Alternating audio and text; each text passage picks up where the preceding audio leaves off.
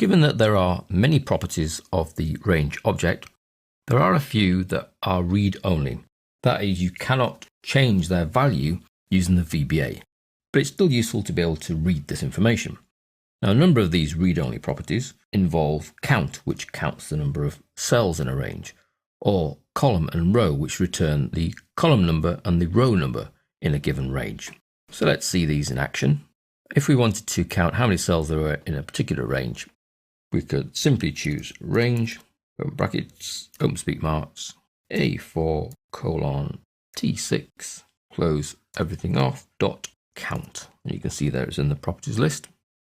Now that on its own does nothing but count, but it doesn't tell it where to put the number or what to do with the number.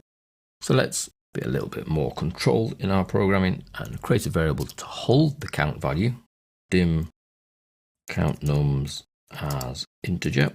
You're only going to ever have whole number counts. And then we'll declare count nums and assign our range count to go in there. And finally, just so we know it's working, we can then output that to a message box. Now for us to see the output from that message box, we need to just place this in a sub procedure, sub count test, move the end sub to the end of our statements, and then use the immediate window to test count test. 60. So there are 60 cells in the range A4 to T6. If we were to change that range, let's go to R5, much smaller range, and run our count test again. We end up with 6.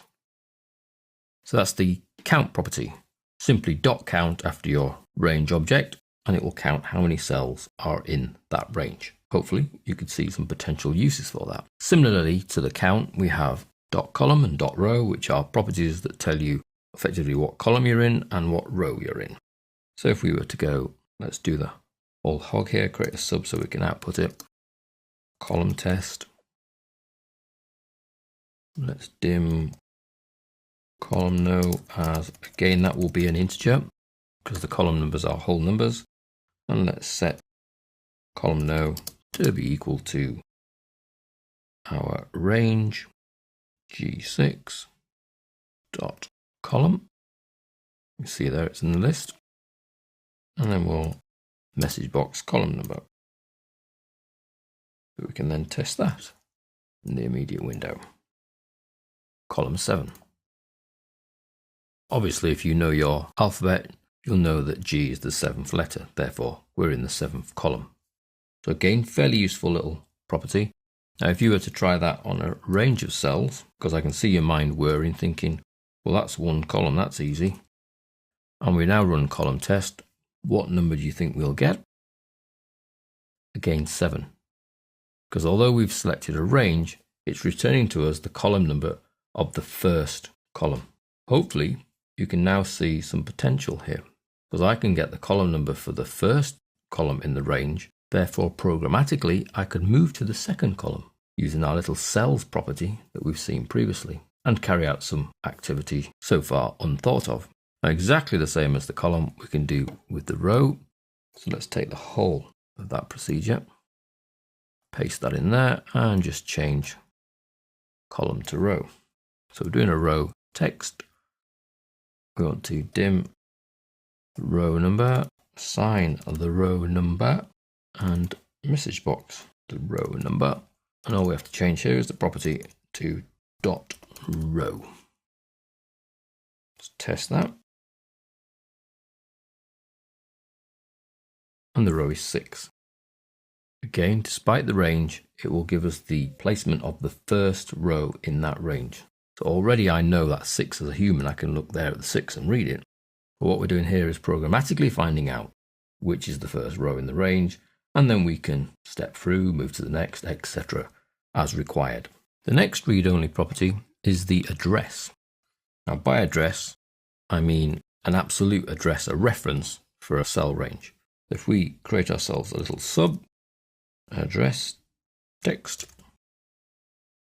Now the address is not an integer, so we'll say dim add as string, and then let's set the add to be equal to the range. Now instead of giving it the cell references as letters and numbers, because that's what we're trying to read, let's use the cells property and go from 3, 4 to 14, 20. Close the range object, dot, and address is there in our list of properties. Let's find out what that tells us by using our little message box property to return add. So let's run this as a test. The cells we're referring to are D3, so we're seeing it in absolute $D, $3 to $T, $14. So here we're able to read the cells. Don't forget that these values here, the 3 and the 4 and the 14 and 20, could be variables that we're feeding into this little statement, and we can pull out of there into a string the absolute range references. So using the dollars to say this is the first cell, this is the last cell, there's your range. And that's referred to as the address. Again, it's read-only, like the row and the column and the count. You can only read this information and display it and give it back to the user, but you cannot alter it directly. We can alter these bits, but we can't alter what the address is feeding to us. Our last read-only property that we'd like to explore at this moment in time is the has formula property, which is a fantastic little tool for deciding or finding out whether a cell has a formula in it or not. So let's create ourselves a little sub formula test. Now, the value you will get back from has property is true or false. So that's a Boolean. So if we want to store it, we need to store it as a Boolean. Dim formula as Boolean. And then we can check. So let's set our formula equal to range of, let's pick on A1, dot has formula. And then we better output that so we can read it. False. So A1 does not have a formula in it. So let's go back and put one in there. Now it does have a formula in there. And we'll run it again. And we get a true. All it's doing is checking whether a given cell has a formula in or not.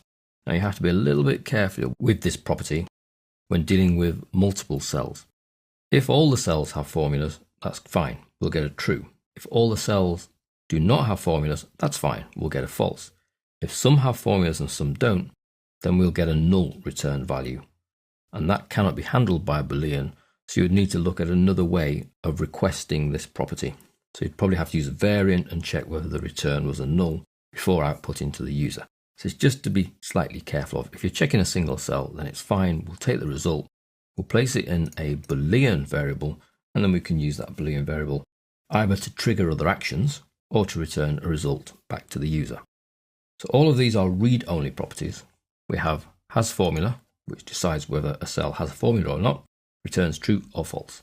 The address property gives us the absolute range of letters and numbers, so the total range reference as we would recognize it from Excel. The row, which gives us the row number of a given range, or the first row in a range. Column, which gives us the column number, so it's got nothing to do with the columns across the top. It's the first column, second column, third column.